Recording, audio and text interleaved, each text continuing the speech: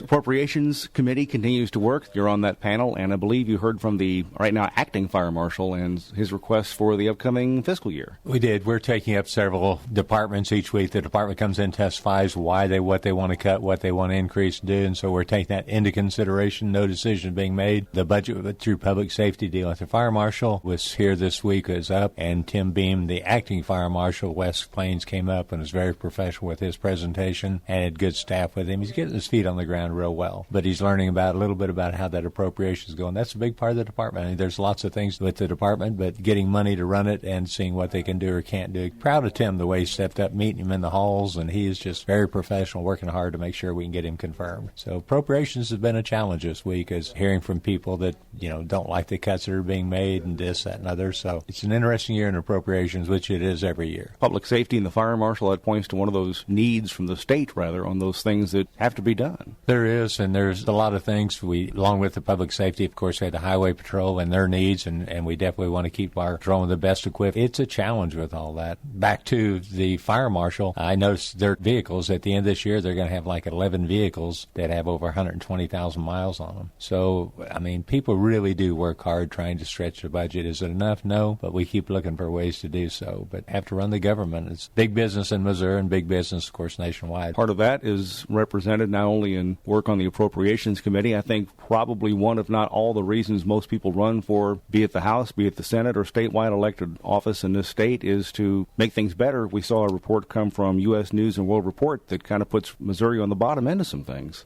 Yeah, that was a pretty scathing report. It dealt with a number of different issues, but it made us 37th in the nation in so many different ways. Crime, infrastructure, opportunities, economic growth. Boy, that's tough when you look and you got this great state that we love and so many possibilities, great people, and we're 37th in the nation there. And it goes back to job growth, where we're, depending which survey you look at, 47th, 49th, and that's our major emphasis, trying to make Missouri better. It's interesting, we brought up a bill Monday night and stayed in till about 10 o'clock Monday night, got out Monday night and brought it up first thing again Tuesday after committee meetings, and then we stayed here. I think I got home a little after 3 in the morning. Got the bill passed as a discrimination bill that aligned us more with the federal government, and the state has kind of gone one direction quite a little ways, in my opinion, too far. And so this aligns us up with federal guidelines, which will really make it easier for everybody to understand what those guidelines are. But so many little things like that affect our businesses, and where they can get sued so easy, and where this can happen and that can happen. So we're just trying to make government simpler,